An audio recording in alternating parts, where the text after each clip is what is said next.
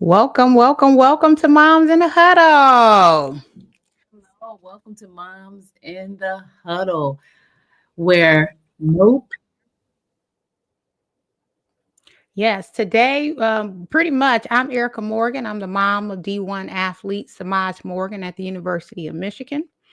And basically, this show is a show for parents, coaches, athletes that are learning how to navigate this new system of the NIL, new system of college landscape, and different things. So, we want to welcome everyone to Moms in a Huddle. We will remind you we are not experts, but we are experienced. Isn't that right, Jillian? That is correct. And welcome, everyone. Again, I'm Jillian Blackwell, your other host. I just happen to be a mom of three boys, Mackenzie, Jonathan, and Robert. My son, Jonathan, happens to play for D1, University of Wisconsin. I am super excited to be a part of Moms in a Huddle. Yes. And I will say before we move on, we want to make sure that you subscribe. We are on YouTube. We are on Facebook. We are also on X. We are on Instagram. Make sure you subscribe, like, and comment. Yeah, well, I'm super excited. Again, I think you may have said this already. This is a place where parents and coaches, agents, and even athletes, whether you're a high school athlete or college athlete, this is where you try to learn how to navigate this new thing called collegiate sports, right? And competitive sports. So we're talking about rankings. We're talking about recruiting, NIL deals, the transfer portal. We had an awesome show. If you missed that show, go to our YouTube page and check it out. That was a magnificent show. I learned a lot, and we shed some tears on that show. We're going to talk about mental health, and yes, sometimes we talk about, Erica, why parents just need to stay out of the locker room, right? Yeah, that's going to be a show in and of itself. That's going to be a really good show right there, Jillian. Yes, it is. So, Erica, what are we talking about today? What's our topic today? Well, our topic today is Stuck on Stars. Why do we title that something like that? We called it Stuck on Stars because when you are in high school and you're being recruited, the first thing people want to know is, what star are you? You know, when you're in high school, I remember Samaj was a 3-star with actually On3. He was also a 4-star with Rivals. So then you had multiple stars, and a lot of people don't understand what stars mean. A lot of the rankings in high school and them trying to actually rank a lot of our boys, they look at the game performance, right? They look at the athletic traits. They look at the developmental trajectory. So what are they doing, Jillian? They're trying to determine the probability of how they'll do at the college level as well as the professional level. Yeah. And it's really, when you think about it, my son Jonathan was a 3-star. Even, sometimes he wasn't even ranked. He was a 3-star. And really, that ranking is really a snapshot, a moment in time of how your student athlete, boy or girl, whatever sport they're playing, will stack up against other local peers. It really try to highlight their strength and area of growth, but college rankings carry even more weight on scholarship opportunities for programs, their fit, their NIL deals. So again, keep in mind, if you have a high school student, that ranking is a snapshot. So sometimes students may get a lower ranking and that might impact how they play. Well, I'm only ranked, I'm only a 2-star. It's a snapshot. And so that student has an opportunity to change that snapshot, to be in the gym, to stay in the gym and improve on their game. Yeah, and that's right. And see, here's the thing. I'm so glad that one of our guests that's coming today is, we're going to have a 2-day. We're looking at it from this perspective, from the On3 perspective. We're going to have tomorrow perspective from 247. So we're going to really look at it for a lot of our parents that are in high school, because this is for you guys where it matters.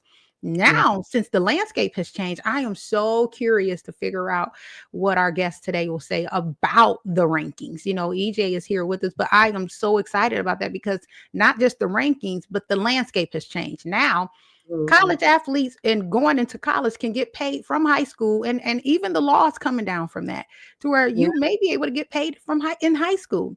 So There's some rankings is going to matter, right? Yeah, some states that allow you to get paid as early as high school. So that's why it's so critical, so crucial for families to understand what rankings mean all through, again, the both of the systems, so they can set really realistic goals for their child and advocate effectively to make sure they understand how their child is being ranked. So focus on continuous improvement beyond the stars. So yes, the rankings and the stars matter, but make sure I mean, I think about the last show that we had. What we kept hearing over and over again is he stayed in the gym.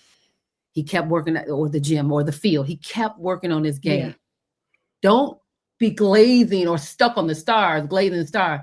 Stay in the gym. Stay in the field. Stay on the track. Whatever it is your game is, stay focused on that. That's right. Because we know that stars don't always mean anything. You can be rated a 5-star, but then let's go back and look at the history and the pattern of how they really produced in college, or did they make it to the league? We talked about it, and I think you brought it up too, Jilly, and Cam Ward. He went to the NFL. He was round 1 draft pick, the first draft pick, and he was a 0-star from high school.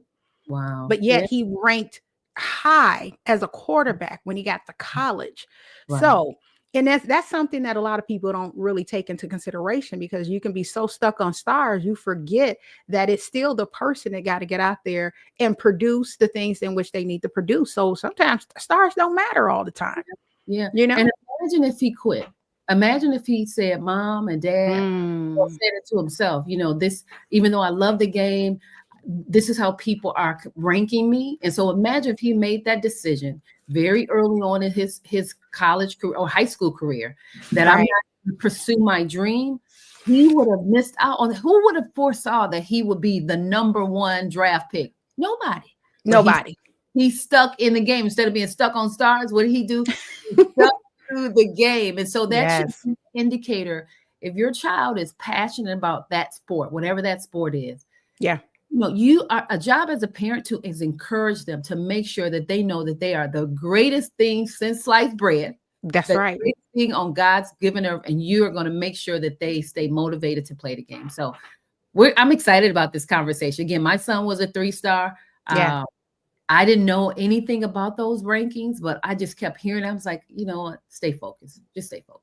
Yes, and we are going to stay focused. Well, who do we have today, Miss Jillian? Who's going to talk to us a little bit more and educate us today about that? Well, I am super excited to introduce our guest. EJ has been in the recruiting industry for more than a decade, covering Michigan, SMU, and Texas. He has spent the last 6 years on the Michigan beat, evaluating and writing about prospects the Wolverines are recruiting around the country. EJ graduated from SMU with a degree in journalism in 2013, before landing jobs with the Dallas Morning News, 24/7 Sports, and eventually on On3. And just as a personal hook, I read this and I did some research that EJ actually started his career as a high school walk-on. Scouting. So really, to me, it gave him like firsthand insight into the evaluation process. So I'm super excited to welcome our guest, EJ, to the stage. In the huddle. We're super excited to have him this evening. Hi, EJ. Welcome. Guys. Are you able to hear us? Yeah, I am able to hear you guys. Are you guys able to hear me? We can hear you clearly. Wonderful. Yes. Okay, perfect. No, thank you for having me on the show. Thank you for joining us. Well, I just want to make sure, was that an accurate information about how you started as a walk-on? No, I didn't walk on in college. I did play football in high school. But okay. Yeah, all right. I did play football in high school. I want to say I was like a NIA D3 level recruit, but yeah, I did play in high school. Wonderful. Well, thank you so much. So Erica, I'm gonna pass it on to you. Yes, EJ, I'm super excited to have you on. One of the reasons I'm excited to have you on, you were one of the analysts that followed Samaj career in high school for so long. You were always compassionate to us as a family. I seen how great you were interacting with the families.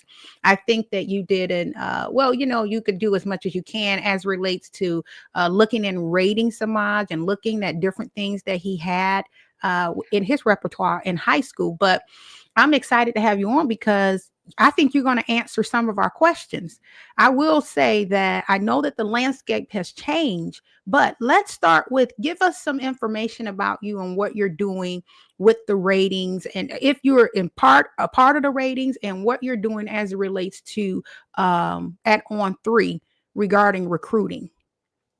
Yeah, definitely. So On3 obviously is a larger national company that covers college sports and recruiting, as well as NIL, basketball, several other topics, transfer portal now that we have that. We have a rankings team that's mostly made up of Charles Power, Cody Belair, and a couple of other people. And what they do is they are solely dedicated to watching film. That's all Mhm. they do. Wow. They get paid to watch film and evaluate prospects, give out initial rankings, things of that nature. They do go to some events. I saw Cody Belair at Under Armour Dallas and OT7 and national, recruiting events like that. So they do get out on the road, but that is their sole focus, is watching film, evaluating players, giving rankings. So they don't write stories or anything like that. Mhm. They only do rankings. I mean, they will write some stories like top performers from different camps and stuff, but they're not writing, recruiting updates. They're not like national analysts from other websites like a 247 or a Rivals. They'll have a national analyst and he's writing, I think Samaj Morgan's going to Michigan, or I think Samaj Morgan's going here, here, here. That's not what our rankings directors do. They solely focus on rankings and player evaluations. Now, where we're a little different is in how our rankings department handles that. But there's also team writers like me. So, for example, I cover the University of Michigan.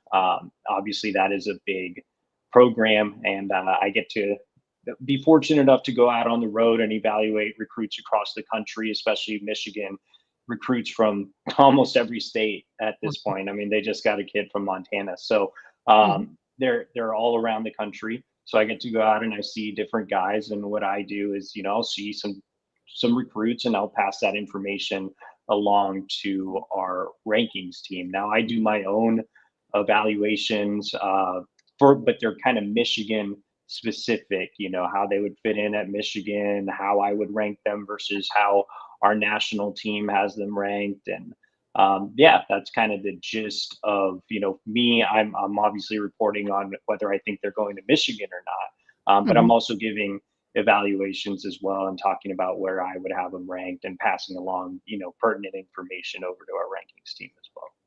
That's awesome. That's awesome. Yeah. Well, can you give us like a brief, like we talk about rankings, 3-star, 4-star, 5-star, but can you give us a brief history of how the whole star rating system like emerged and what was it originally designed for? Like, what was the genesis? I'm always talking about, I always want to know the beginning of the thing. How did this all start? Yeah, so the first of the big three networks, which you have right now, are Rivals 24/7 and On3, Yeah. was actually Rivals. I mean, even before that, you also had Scout, which is no longer a thing. It was bought out by 24/7, and even Rivals will kind of dissolve a little bit. It's gotten bought out by On3, and that'll take place on July 1st. But Oh, you wow. know, the star system, predates me. I was in high school looking at Rivals when, I was playing and looking at the stars and different Yeah. things like that. So I can't tell you exactly how it got started, but basically what stars are is they give you kind of a measuring stick of what we as recruiting services think your son will become. Obviously, it's not the end all be all, but it's projection based on various factors. And I think it's important to keep in mind that if you are a 3-star, that doesn't mean you're a bad player. I mean, a Right. lot of 3-stars go not just D1, they go Power 4. They start at Power 4 schools. So Maj Morgan was a 3-star. He's a P4 starter. Rod Moore at Michigan as well is another starter who's a 3-star. I think a lot of 3-stars turn into really, really good players. So I think it's important. It's not a knock if you're a 3-star, that means you're still one of the best players in the country. I believe, 3-stars start around number 350 or so. So you're still, ranked as a top anywhere from 350, on down. But if you're the number 350 or number 400 player in the country, I mean, you're still a top level talent as well. So I think it's important to not get lost in that, 3-star versus 5-star. 3-stars are still very, very good players. But yeah, I mean, it basically revolves around high school production, high school film. What you do at the high school level is very important. What you put on film is very important. But I also think it's worth noting that we're not ranking the best high school football players in the country. We're ranking the best recruits in the country. Or when I'm doing my evaluations, I'm not saying, little Johnny is the best player on the field. I'm talking about how he would project to the University of Michigan. Is he a Michigan caliber player? Wow. That's a great thing. Say that one more time, because I didn't know that. Yeah. So when I do my evaluations, I'm talking about whether I think this kid can excel at the University of Michigan. It is Michigan specific. Yeah. And when you look at On3 National, they're not necessarily looking at it from a team specific, realm, but they are looking at projection. How will the kid project at the college level? So high school production and high school film is very important. But again, we're not ranking the best high school players. We're not ranking the best, stats every night. It's a lot of times the players that put up the best stats aren't even ranked. It doesn't have to do with stats at that level. We're projecting you to the college level, and I'll use Samaj as an example, obviously. But Samaj was kind of such an interesting prospect. I think when you looked at Samaj, he was productive everywhere. He was productive at the high school level, not just at wide receiver. I mean, he ran some wildcat. He played DB. I think he could have played some defense in college as well. So I think Samaj was super productive at the high school level. He was productive at every national 7-on-7 event, every camp. He would win a lot of reps. And I think that's what got Samaj, first of all, to be kind of ranked in that high 3-star, low 4-star range. And he also got the Michigan offer off the camp performance, right, Erica? Like he went to Michigan's camp. He actually did. And that's the thing, EJ. I wonder, what key traits do you guys look for when you are ranking a high school player? Because here's the situation. I do look at my son. At one point, they bumped him up to a 4-star, but then he was bumped down because why? He did not run a 40 when he would go to some of the places. So I think Rivals had him at 4. You guys had him at 3. But what was hurting him was his track season. You guys probably say, well, he's like that elusive fastness guy. He can get on the field and do, but he was ranked at a 3-star. And you're right. You're looking at the recruiting aspect of it. So it was mainly, I want to know, because it's some high school parents that's going to look at this video. When you're looking at their kid, what traits are you looking for to rank them as a good recruit for school?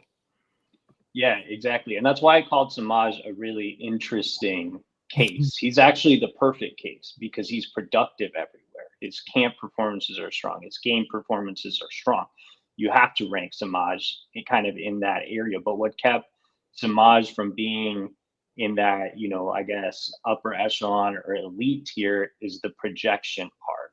And Erica mentioned the track times. Samaj, I think, had one verified track time when he was an underclassman, but nothing like going into his senior year. And it wasn't the best time. And then we didn't have the verified camp time sometimes for him. So I think when you combine the lack of elite speed with Samaj being a shorter receiver. I mean, Right. Samaj is what, 5'10", maybe. So those traits, often you look at historical data, if you are a shorter receiver, the shorter receivers that get the best projection, like, a Rondale Moore, for example, is actually a Mhm. recruit I missed on. But Rondale Moore is one that comes to mind, that he was even shorter than Samaj, but he had elite track times. And so that Right. boosted him up into that upper echelon. So we're looking at projection. A lot of, Samaj could be an anomaly. I mean, he got on the field as a freshman. He was sort of playing Yeah. in the Rose Bowl as a Yeah. true Right. freshman, and that's Samaj. But how many players like Samaj that are 5'9", 5'10", that don't have the elite speed are going to be anomalies? For Right. one Samaj, there might be 100 guys that don't produce at the Michigan level that early. Wow. So while Samaj might be a special case, you may not have that with a ton of others. So you have to keep that in mind. Is yes, you'll have players that outplay their rankings, players that are just very good. And with Samaj, the thing I always wrote, and I talked to his dad about this as well, is Samaj, you could see the gain speed a little bit more. It was kind of Right. clear in those 7-on-7 events that he had enough speed, and he would just play bigger than his size. I think Yeah. Samaj, the thing I wrote about Samaj, and that's the other thing, is in-person evaluations. You kind of get a better feel That's for good. players. So the thing about Samaj is, I always wrote, he did everything angry. He ran his routes angry. He attacked the football He angry. did. He did. Like and that's good, because if you're a smaller receiver, you want to play bigger than your size, and that's kind of what Samaj did. Samaj was, out jumping 6'3" wide receivers. Like, he was actually going up Yeah. and making catches in the end zone. So Samaj is a really good example for parents, because this is a guy that was so productive, but that didn't have the measurables or the track times or the Mhm. 40 times. But not everybody's going to be Samaj. It's Right. important to keep that in mind as well. So Yeah. we're projecting for who has the best chance to really excel at the next level. That's good. That's good. So you know, I work for a very small company. Actually, I work for Amazon. One of the things we talk about is that we're a data driven company. We follow the data, follow the numbers. So how do you take? You talked about in person evaluation. So how do you have human scouts who take the proprietary analytics, the data? How do you work together to arrive at each prospect's rating? So I see what the data is showing. I can look at all the Mhm. things that that individual has done, and then I physically go out there and see them. And sometimes, there are students who don't have the in-person. So how do you take both of them, then arrive at, now this is how we're going to rate that person? Yeah, no, that's definitely a good question. That's why the rankings change year Mhm. round. They never stay the same, because a lot of times we go out and we see guys, and sometimes they're not even ranked at all. I went out and I saw a linebacker who committed to Penn State, Matthew Canoe, and he didn't even have a star ranking, and I passed him along to our rankings team, and now he's a top Wow. 300 prospect. Wow. Wow. So the rankings change year round, just based on how these guys are performing. Like I mentioned, Samaj had really strong off-season Mhm. events, but it was more the data. So I think, and I think it's also important, like, if you're giving advice to parents, to see what those weaknesses are. Like, I had this conversation with Samaj's father, who was actually a track athlete, Yeah. and he and I Yeah. told him, I was like, the thing that's keeping Samaj is the track. And he gave a really good, back and forth. He was like, well, I was a track athlete. I remember this conversation like it was yesterday. It's been like 4 Right. years I at this know. point. That's how, but But here's the thing. People don't know that's how connected EJ was to our family. Like, EJ was making sure he talked to his dad, he talked to me. He was getting the valuable information so that he was able to really say, is Samaj going to Michigan? Or, will Michigan recruit this kid? So you're right. yeah, Go ahead. I'm well, sorry. the conversation I had with Samaj's father was the track time. And, he was a track athlete. It'd kind of be natural for Samaj to be a track athlete, even though he really wasn't. But Samaj's dad gave good points. He was like, you know what? When Samaj ran that time as an underclassman, there's a lot more that goes into it than just, and I'm not a track guy at all, Right. but there's a lot more that goes into it than just running the 100 meter. He is like, there's a lot of technique, your get off, how you start, all that kind of affects your time. Samaj didn't really have the proper track training at the time he Right. ran that 100 meter. So, I think getting the in-person evaluation where, like Samaj, maybe it didn't really match up. Maybe that 100 meter was just a bad time and he Yeah. was faster than that. So that's why it's important to get in-person evaluations. Now, there's times where guys just check all the boxes, like Bryce Underwood was the #1 overall recruit in the country. Yeah. He had the prototypical size. He was 6'4". He had over 200 pounds. I mean, he looks like Yes. an action figure. The arm talent He was there. does. He Really. won a state championship. Like everything was there for Bryce Underwood. So there's guys like that just hit all the boxes with data and in-person evaluations. There's guys that are hidden out in kind of the middle of nowhere. Michigan had a tight end from Idaho, Colston Loveland, who nobody really got to see in person Yeah. because he was way out there, and he became a first-round draft pick. Right. So, I think that it's important to get out. It's important to look at data because if you do work in data, like you said, Jillian, a lot of times the numbers are right, but it's also important to get out in person because some guys might be missed. Sometimes the data may be misaligned. Sometimes guys are out with injuries. Sometimes guys don't blossom until they're seniors. Sometimes guys are ranked high that shouldn't be ranked high. Sometimes guys, Mm. are older for their grade, or they've peaked physically, or they're more high floor where there's not a lot of room for growth at the next level. So yeah, I mean, I think both are very very important. Well, I would say take us to, do you have anything to do or do you have any knowledge about basketball ranking? Because I know Jillian's son plays at the University of Wisconsin. Jonathan, like she said, he was ranked what, a 3-star, but and 219th nationally, he was #3 in the state.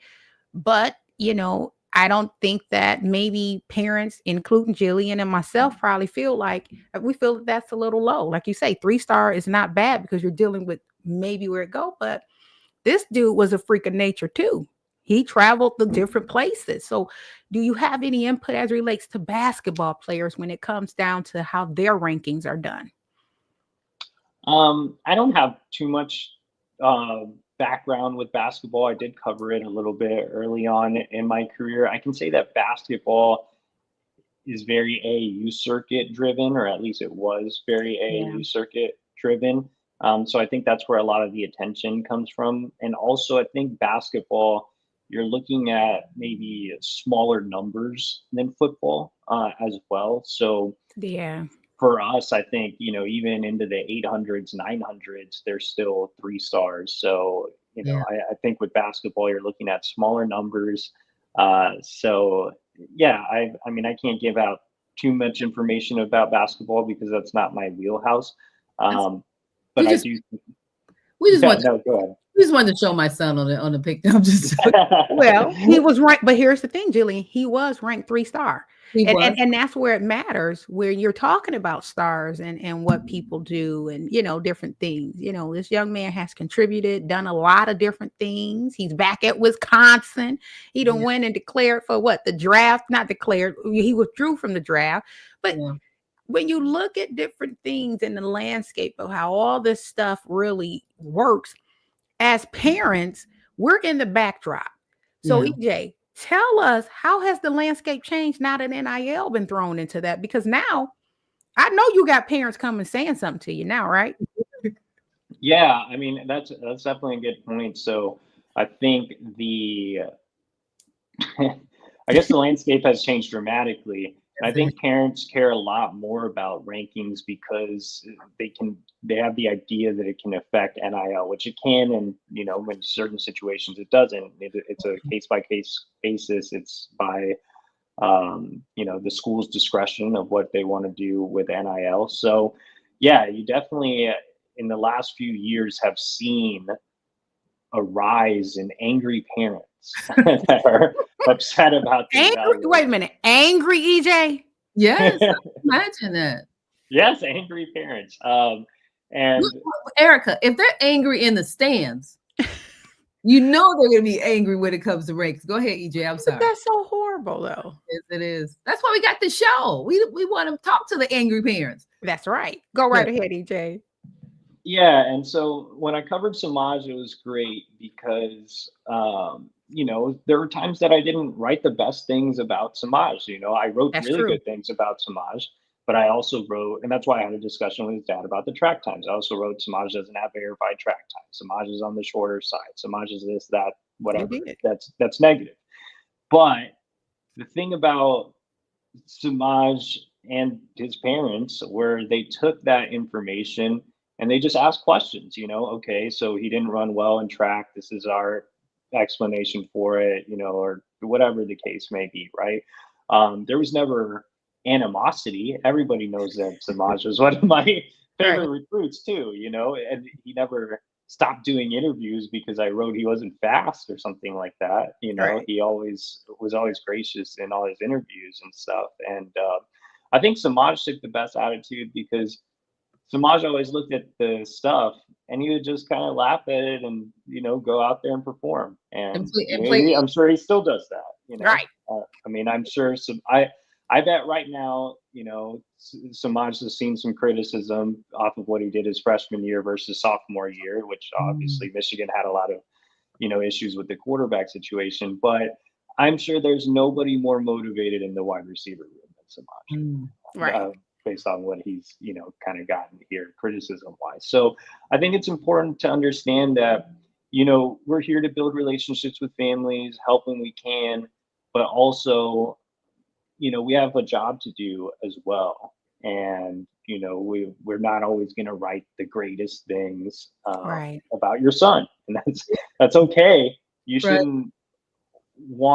should want some honest feedback too, whether it's from, and even if you don't agree with it, or even if you have, a way to combat that or whatever the case is, it's always important to just keep good working relationships and, kind of talk about why we see kids in a certain light. But, I think NIL is different as well, not only from parents just getting upset because of stars and rankings and how that might affect their NIL.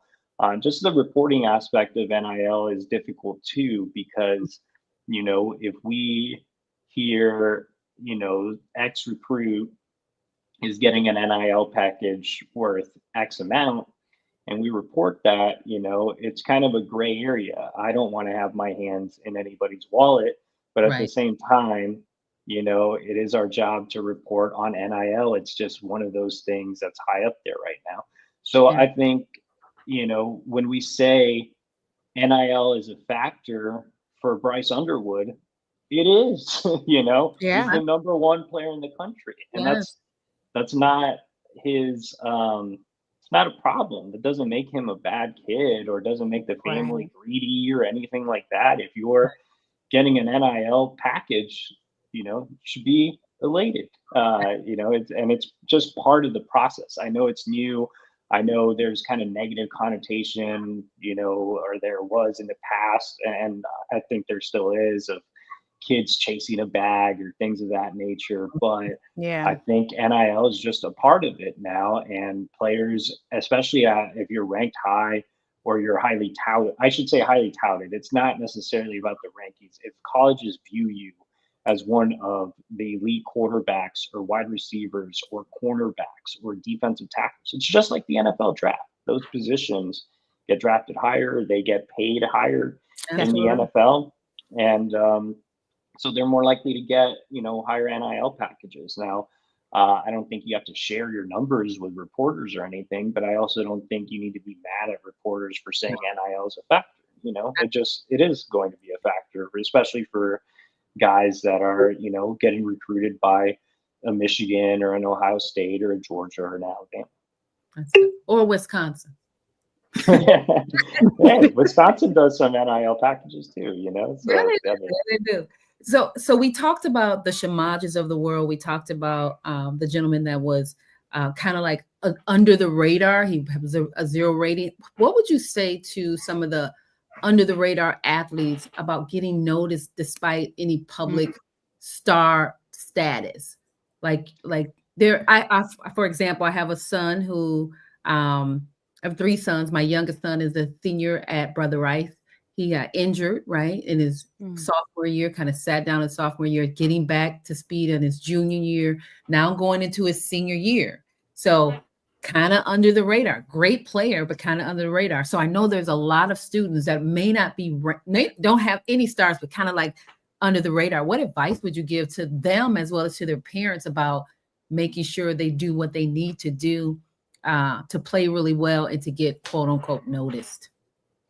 yeah, definitely. So I think this is, I guess, kind of a two-faced situation. One, I think it's important as a parent and as a kid to understand what kind of level Mm, you are going to play at. And that's, you know, that's not to discourage anyone and say you can't Mm. play Division 1, but also kind of have realistic, you know, expectations. If you're the defensive tackle and you're 5'11", you know, there Okay. aren't a lot of 5'11" defensive tackles playing at Michigan or even, you know, G5 places. So, you know, there's no shame in going and camping with Wayne State or Ferris State, you Yeah. know. And then if you're good enough, you can always hit the portal later. There are, you know, several Ferris State players that were picked up, one's coming to Michigan. So, you know, I think understanding maybe the level and, you know, if you're not getting the attention from the Division 1 schools, be grateful that you are getting the attention from the Division 2 or, you know, Division 3 schools. I think the other thing is if you are a high level recruit, chances are that you will be discovered. And how you get discovered is one, go to college camps. It's not just Mhm. about Under Armour or, you know, any other camp, or the Rivals camp or anything like that. Those are good to go to as well because it gets you media exposure. And for example, the Under Armour camp has a partnership with UC Report, and that data is sent over to colleges. So it's good to go to the Under Armour camp. It's good to go to the Rivals camp. But going to college camps is extremely important because that gets you right in front of college coaches. Like I said, Samaj is another example for this question because he did get a Michigan offer at a camp. You know, a lot of players get offers Yeah. at the camp. So I think that, you know, getting to college camps is important. Getting to some of these, you know, showcases is important, whether it's, you know, a big 7-on-7 or, you know, like I said, the Under Armour camp or the Rivals camp. But more important than that, I would say if you're a skill player, you're going to want to run track as well. Yes. You know, running track is big. Anytime Michigan sends an offer to a wide receiver or a cornerback, the first thing I look at is their track times. Without Mm. even watching their film, I go and I look at the track times. What did they run? So then I also know what I'm looking at when I look at their film. And you know, the times are going to vary. If you're a 6'4" receiver, you know, you can run, you know, above an 11. But if you're, you know, a smaller receiver, likely expectation is you'll run sub 11. But, you know, Yeah. again, we talked about it earlier. It goes beyond just the track times, but that's a good starting point. If you are a wide receiver, a corner, and you're running below an 11, you know, chances are you're going to get eyes on you just based off the track Yeah. time. So I think running track if you're a skill player is huge. Getting out to these camps where you can get verified measurables. A lot of times for Mhm. rankings as well, it's tough for us to rank kids when we don't have verified measurables. You don't need to lie on your huddle tape. We will find out. Right. You know, That's if you put true. that you're 6'4" and you're 5'9", we will find out sooner or later. And so will college coaches. There's really no reason to lie. So getting verified measurables, verified track times if you're a skill player, going to college camps, and most importantly, just putting up good game film too. Obviously Yeah. that's a big part of it as well. But I think if you're flying under the radar, if you feel like you have good game film, get out to the camps. Be seen. I mean, I remember Samaj drove, or not Samaj himself, but his parents drove him Mhm. from Detroit to Knoxville to play in a 7-on-7 tournament, and then drove him down to Atlanta for the Under Armour camp. That They same did. like swing. So I think parents too, if you're serious about it, Erica's a good resource for a parent that did everything they could to get Samaj seen by Yeah. whether it was media or college coaches to get them verified measurables, get them verified times. So I think all of that kind of is a general broad view of what to do. And I think when it comes to you really got to ask yourself even beyond that, EJ, too, because they see the outcome, but they don't see the journey of what we did to get Samaj there. Like, people will ask, well, what do you guys do with Samaj? Okay, well, what they fail to realize, we hired and paid trainers. He Yeah. has a receiver trainer. He's Yeah. actually in speed now, and we have put him in speed later on, which is what we know hurt him later. He didn't run track. He wasn't a track guy until his senior year or different things like that. But sometimes people don't want to put the work in order to get the result. And so they'll see it in the end. Oh, well, Samaj made it, but then they didn't see the nights that, what I'm saying, he was working for a whole week, 76 hours. So a lot of things that people are not understanding is exactly what you're saying, getting out there in the trenches, because I either you're going to go out there and go for what you want, or you're not, Yeah. Yeah. you Yeah, know? Hard work pays definitely. off. Hard work pays off. And Yeah. that's another thing, Erica, too, is the one thing I didn't mention is, just building relationships, being part of a group. So like uh, everybody does training. Everybody should be training. That's another thing too. Everybody should be, working with trainers. So even Bryce Underwood, the number one recruit in the country, had a private Yeah. trainer, Donovan Dooley. Yes. And that's the thing is, you know, I would go, or I called Dooley, right? And I asked him about Bryce when he was signing with Michigan. And I've known Dooley for a long time. And I said, who do you have next?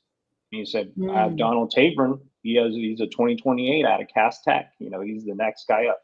So right, building connections, going to know, or, Samaj played for Sound Mind, Sound Body, 7-on-7 right. team.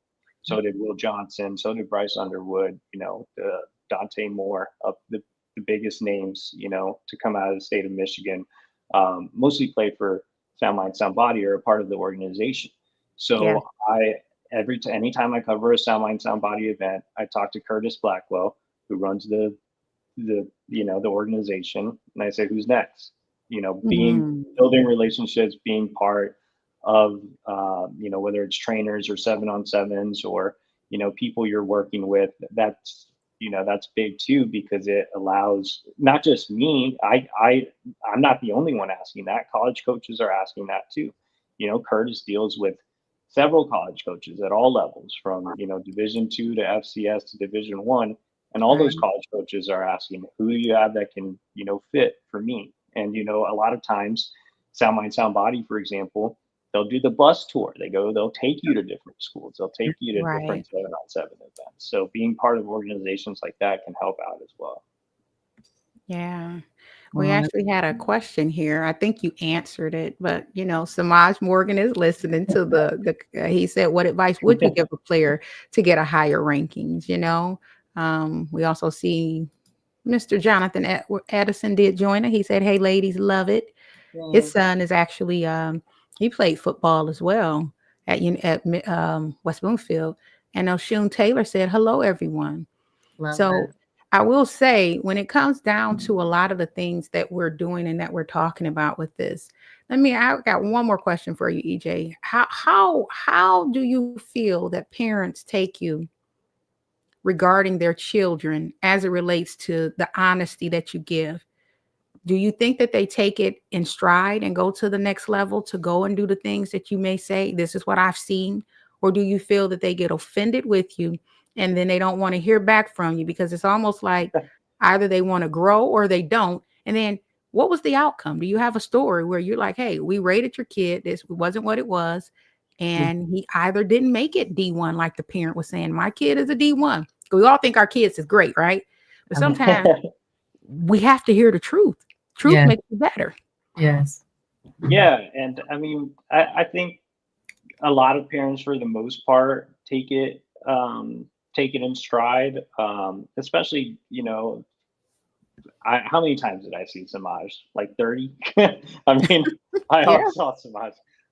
So a lot of times I'll have that relationship already built in, and so we're able to have candid conversations. Like I said, I talked to Samaj's father about the track times and stuff, and there's nothing to be offended about, but sometimes I think parents do get offended, and they think it's personal. Like they think it's a personal attack that I'm saying that, yeah, I even had it this cycle, just because I say, X player has a limited ceiling, or X player needs to improve as a route runner, or X player doesn't have the athletic ability that you look for at this position. It's not a personal attack. Again, we have jobs to do, which is to evaluate players and give our thoughts. And like I said, for me, I'm giving thoughts on, the University of Michigan. And sometimes I do think players are, maybe Michigan caliber, but will more than likely be, kind of backup guys or rotational guys. And sometimes you get, people that get offended off of me saying that, so I think that it's kind of tough. I mean, I feel like I don't really care if I upset parents or not. If you want to talk to me, that's great. If you don't, I'll figure out another way. And yeah, I mean, even we just had a kid this cycle too. He committed to a school that has a lot of angry fans, and so I won't say the school, but I mentioned that NIL was a piece in his recruitment, and very vaguely, I didn't even really write a story about it or anything. And that parent just went on a Twitter rampage about it. So, so I just, I mean, there was another one a couple of cycles ago that went on the radio to complain. So, I mean, these, I think with parents, you have to remember we have a job to do. We're not always going to think your son's great. If that upsets you and you don't want to talk to the media, that's fine too. But I think the best way to handle it is exactly like Samaj handled it, which is, what can I do to get better? What are some things you're not looking at? And yes, sir, no, sir, thank you. Yeah. And that was it, right? And yeah, some things that you have to be taught, and that's one of the reasons why I love this platform. So advice for a parent, and I can tell you from personal experience, I was about to comment on something that somebody had was saying to my child online, and my son who plays saw me and he said, "Mom, don't do that because you're just going to start a vicious cycle." Then my husband said, "Babe, he can be the best thing today, and the fans or analytics or whatever can not praise them the following day. That's just how sports is." And so just FYI to the parents, it doesn't help if you go and rant and rage on social media about just stay away let your child play, let him be the best that he can, stay in the gym, stay on the field, just work on your game. I do have one question, because again, I'm a numbers person, then I want to break for just a marketing moment. But when we think about analytics, and we think about where we are with AI and how technology is evolving, where do you see like advanced analytics or machine learning playing with this rating system? Because we're all now AI practitioners. We're using chat. We have some internal AI tools that we're using at Amazon, and I'm sure other companies are using it. So where do you see with the onslaught of this new technology, how is that going to impact the rating system? Yeah, I mean, we're already using some AI at On3 in terms of just recruiting and covering recruiting in general. We have a thing called the On3 recruiting prediction machine, and it spits out a percentage of where it thinks the player is going to end up. Mm. Um, I I am definitely not an AI guy in terms of like being at the forefront of technology. I mean, right next to me, I still have an N64. Like I'm not, I'm not a big current Wow. technology guy, but Okay. but I do think AI can be helpful in terms of data because it can give us trends. Like I said, tell me the last 100 cornerbacks drafted and Mm, what their 100-meter times were in high school. And then gotcha. we can Wow. kind of make a decision of, okay, are 100-meter times overvalued, or do they give us a really good projection at that position? Or, what is the average hand size of an offensive lineman, or things of that nature? I think that can help out a lot. And I think like I said, we have a dedicated rankings team that's headed up by Charles Power, and he did a really good piece of, how did the average, metric compare to the NFL draft when they were recruits, so like what were the averages when it came to hand size or wingspan or things of that nature, and did it project to the NFL draft? So I think that AI can help in terms of that, but it is certainly not in my wheelhouse to be in there, Yeah. getting in the mix with ChatGPT. Okay. Okay. Right. That's Wow. well. Well, EJ, we definitely want to thank you for your expertise and everything you provided for us today. We know we taken up enough of your time. We try, see, Fantastic. on this platform, EJ, we try to work everything in and get the questions, but sometimes when the discussions are so good and quality, we end up going over, but we appreciate your time here today. Is there Absolutely. anything else, a tip you want to give to any other parents out there, or even the high school parents that are coming and in tow this year rather?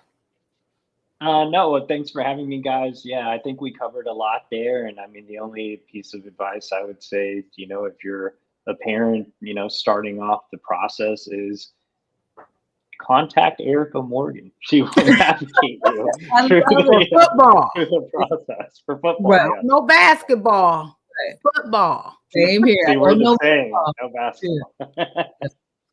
I love that. Thank Absolutely. you, EJ. Thank you, EJ. All Appreciate your right. time. Appreciate it, guys. All right, thanks. Oh, that was so good. That was so good. Wealth is Jillian, whew, man. I mean, when you think about it, it's just it takes a lot to really think about having your kid play sports. I oh, it's a mean, lot. It's a lot. I mean, one of the things that I love what you said about making the commitment to your child. You don't see all the stuff, the investment that we make, the trips. I know did how many trips did you guys said you how many camps it his was in 1 month. I think it was 12, and then I add an additional 2 because we stopped off at other little places that he wanted to do, like the Under Armour camp and stuff wow, like that. So yeah, it was 12 in 1 month. Yeah. 12 in a month. We're going to start even when he was younger. We're going to start all the AAUs, the hotels. Mm, I remember. So again, we have 3 boys. I'll make this really quick. We have 3 boys. My husband at that time was the one that was taking the kids to sports, different events, and he had to go out of town. So he said, "Babe, I'm gonna need you to, pick up the slack and right. take my oldest son." And I was taking him to a camp, and we were going from like I think gym to gym. It was a travel AAU. And I called him up and I said, "Well, babe, this is a lot." And he said, "We're just getting started. We got 2 more boys." I just Mm, gave my extra child. And what I did is I put on my hat, my corporate hat. I said, "Wait a minute, let me do the math." And I started doing my research. And it was back then, it was 0.04% of athletes that will go to a Division I school. So all the investment, just starting with my first one, all the investment that we were making, we mm. had a 0.04% that our child was going to go to a D1 school. And so I'm thinking, Wow. this is a lot. And so if your child loves it, it's going to be an investment. There are a number of investments we made, but it was my love that you pointed that out, that you're not seeing all the work that's going on behind the scenes. You're just seeing Mhm. Yeah, and another thing we got to think about. Angie Vesquez says, "Great information." Yes, Angie, and that's why we want to be able to give this to parents. A lot of parents don't want to accept the fact of this. Sometimes what you're aiming your kid at is not the path for their Mm, lives. that's true. They may be playing sports for that moment. It may be something to where they have the sport love at the time in high school or middle school. Yes, But then next thing you know, God says, that's not the path. yes, And it stops. And what happens is you'll start getting markers that'll stop that thing, right? You mhm, don't know why, but right, you'll get it and yeah, it'll start happening. And yeah, then when you start seeing it, then knowing when to stop. yeah, You know what I'm saying? So, and it's not always bad. And it's like he was saying, parents don't like to accept the truth. Okay, yeah, you tell me my son is a Division two athlete. I remember, and I'm gonna tell this story. I'm gonna be brief. I was talking with someone. I can't remember. It was years ago. And he tells me, this is what he tells me. He says, oh, your son play receiver. My son had to be like in the ninth grade or 10th grade. I said, yeah. He said, oh, yeah, he'll probably go to a Division two or three school. Now mhm. that's what he says to me. And I thought to In your face. myself, if I would have took that and said, oh man, my baby gonna go. Here's the thing. Now, a Division two or three school, there's nothing wrong with that. You can Right, get a great education. I'm not taking from that. right, But I knew his heart. I knew where he wanted to play. I knew what he wanted to do because he asked me, oh, how tall was I? I said, oh, at that time he's like 5'8", five right, seven. right. And so he like, oh, just based on that, yeah, two or Yeah, three. And yeah, if I would have took that and just said, well, that's it, wrap it up, let's go on home, Division two or three. yeah. No. And that's what I'm saying. Every moment I could say, we got markers to say, Yeah, yep, it was a check. God was saying, okay, we're gonna connect you with this person. Yep, it was a check. It was absolutely. markers when it comes to different things. You understand what I'm saying? Yeah, So as we began to navigate this thing, it was like the check marks were coming. The that's good. coaches, Yeah. he would get people that And wanted then to just train them, you the know? yes, absolutely. You gotta know, listen, we're believers in Christ. We gotta know when you have that gut. I'm just gonna say it. One of our personal experience, we had three sons. My oldest son is the tallest of all three of them. Hmm. Um, has a body like an Adonis, can play really good basketball. And I think he loved the game, but he didn't love the game, right? Mm. So he was a math genius. I remember a time, again, you got to watch your kid, right? I remember a time we Mm. went to a book fair, and his body kept like navigating to like books like Guinness Book of World Records. It was always the numbers. So he's a Yeah. great analyst Hmm. and loves the game. So I'm like, okay, let's get you in doing something like that. But you Yeah. got to watch. You got to get Yeah. those markers, The right? Uh, markers. yeah. And so sometimes you even have to have a tough conversation with your spouse. Okay, and Jillian, that's why people need to come in on our conversation because we're talking about the real. Gordon Fall says very useful. That's good. So we're talking about the real when it comes down to really navigating this thing called the huddle. Absolutely. Everybody that comes here is not going to go to the NFL or the NBA Yep. or the MLB or the National Hockey League or Yep. soccer at the level of professional, right? Yep. But if you can begin to realize, because I have an older son too, my older son Tyler played football. But will you say, do he love the game? No. He said, no, Right. that's not for me. Yeah. Sometimes that's what I'm saying. It depends on the season you're in with this thing. But Yes. for those that want it and that's hungry, They're gonna go the for markers are there. And it. Yeah. so if you have a kid that's in high school, and I'm looking at the moms out there and the dads, and you're right, Jillian. Sometimes you got to have a talk with the other party. Yeah. That if you know you got a kid and you're investing this time, you're going to the 7-on-7s, you're going to the basketball tournaments, the YBL, all the NY to New York, you're going and you're doing all these things. If you are doing these things and you see that love in your child's heart as it relates to those things, you have to make sure that it's what they want to do and it's not what you want to do. And Yeah. I'm gonna take a brief pause because if you're on here now and you don't have your friends on here that have kids, make sure you share this video with them. Make sure Yeah. you like, comment, and subscribe to our YouTube and all our platforms, because me and Jilly not going to play with this. We're not going to be the humdrum moms that will give you base Look, level, and then you're looking like, oh, and everybody wins and everybody get a trophy. That's not the case for everyone. mm-mm. Right, Jillian? No, it's a lot of work. Man, I tell you, like today, can I just tell you what our day was like today? So my son put his hat in for the 2025 NBA draft for the Right. sole purpose of being evaluated, of being rated That's good. by GMs, right? And he got to play for at least 5 teams. And today was a deadline for him to say, "Hey, I'm going back to Wisconsin." And he played with me. Mm. I think playing, Mom, I think I'm gonna stay. I said, no, what are we talking about? No, playing, let's go, right? And Right. so when I tell you, you have to be strategic. That was a strategic move for him to say, I want to know, like I know how I am as a college player, but my Right. goal and my dream, that's his dream, to go to the next level. And Yes. his plan was, let me just go get rated. Let me go get Mm. evaluated. Let me hear Yes. what some of these GMs and these coaches can Right. tell me, so I can take that information, Mm. work on my game. Mm. I tell you, he has taken that. Now, again, only God knows what's gonna come out of that. We believe in God and we're standing full Right. agreement. Jonathan's gonna reach his goal. Yes. But he was strategic about, this is what I want to do. Mhm. I take the risk.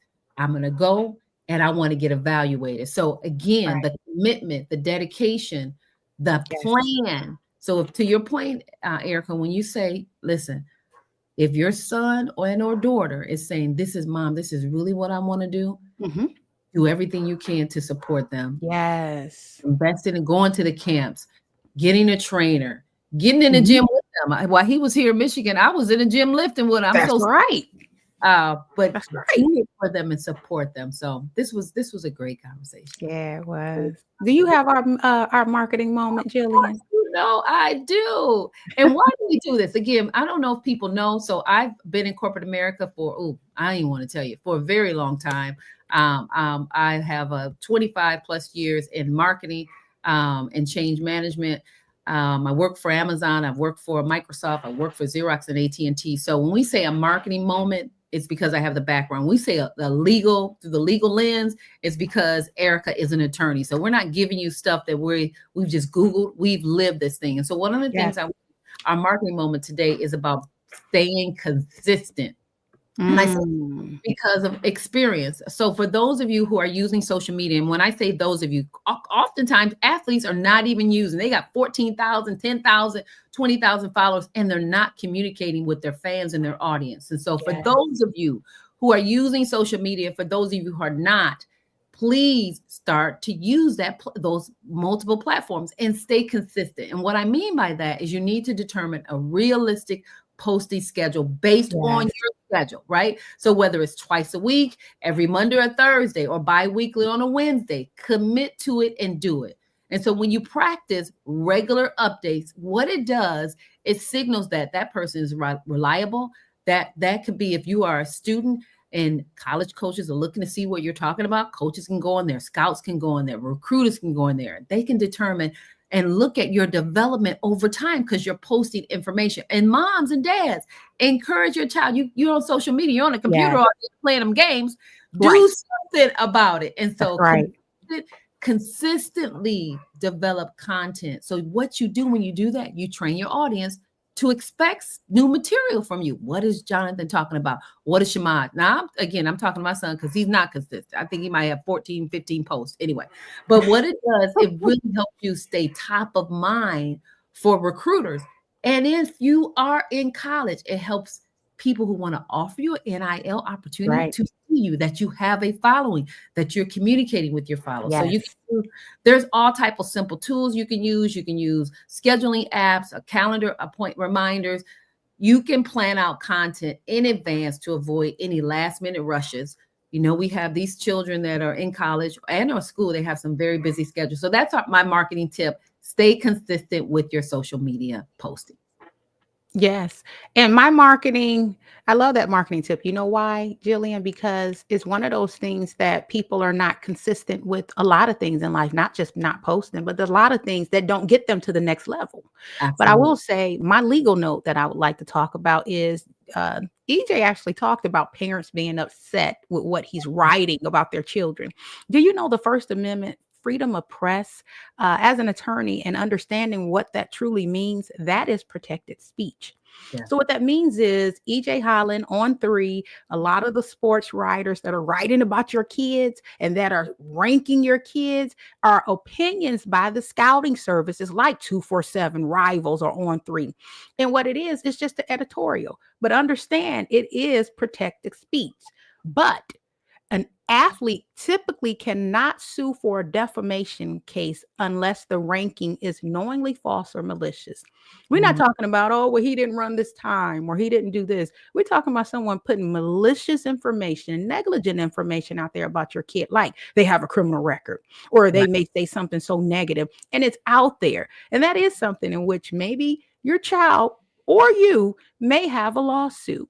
Wow. But you would want to definitely talk with someone about that. Talk with an attorney before you just say, I'm about to go sue. Because everybody want to sue because somebody said something negative about their kid. Okay. Star rankings are subjective evaluation in which courts still view as protected speech. Wow. So when you know better, you do better. I want to encourage the parents out there, stop getting offended. Let people tell you where your child is at so that they're able to get better. See, I'm one of those people. I'm motivated by you tell me I can't do something. I'm going to show you how I can. And check this out. This is a good tip for just anybody and everyone in life, but even for your kid, right? Your competition starts with you. So if you're steady competing against yourself, okay, yeah, I know other people are out there, but your competition starts with you. You begin to compete with yourself. Okay, I got to get better on this. I got to get better on this. You're not so busy with all of the noise until next thing you know, you're at a D1 school. Your scholarship is paid for and you're in the NFL or the NBA. Why? Because you are your biggest competition. Yeah. So I just want to encourage everyone out there. Yeah, we talked about Stuck on Stars. Tomorrow, we're actually talking to one of the writers, national level. Who is it, Jillian? We're bringing in Alan True. Alan True is a part of the 247 national rankings, the Big Ten. And he's going to come in and talk about from basketball. He knows some tips. He got some information for you, Jillian, with that and football. And then he's going to give us his knowledge and expertise in that. So we got Stuck on Stars 2 edition. So don't miss that. We're going to have that live. Come back tomorrow. What time is that? Yes, ma'am. And that's at 9 p.m. tomorrow. Yes. Right? Yes, it's a little bit later. We might have to have some coffee, but probably not coffee. Yeah, I'm super excited. Part two is going to be phenomenal. Part 1 was great. It's a great there, but part 2 I think is going to tie the bow up and give these parents a lot of information, parents and students, a lot of information that they need. Yeah. And me and Jillian is working overtime trying to make sure we're bringing you great shows, great things you want to hear. Another thing we want you to do, go to our Moms in a Huddle and tell us what you want to hear about. Yeah. Put it on our walls. Put it on our personal walls. You have our information for some of those that are watching. Say, hey, I want to talk about this topic. I want to talk about this topic. My kid is going through this. Can we come on and be a blessing or to y'all to tell y'all our story? And if you do have a story or you know someone that have a story and you know it would be for this culture and this group here, let us know. And don't forget to like, comment, and subscribe. That's what we need. And share. And share. Send it out to somebody. So we're super excited about part 2 tomorrow evening at 9 p.m. where we're going to do Stuck on Stars part 2. Again, as Erica said, subscribe, share, follow us. Go to our website, momsinthehuddle.com. If you have a question, a comment, or if you have a particular person that you want to see on the show, let us know. We'll reach out to them and see if we can get them. So any last minute comments, Erica? Moms in the Huddle, where they at? In the huddle. Moms in the Huddle, where they at? In the huddle. Moms in the Huddle, where they at? In the huddle. That's the anthem. Get them hands up. Hey, see y'all later. Thank you, Janelle. We appreciate you for joining. We love you too. Thanks Have a for- good one, everybody. Bye-bye.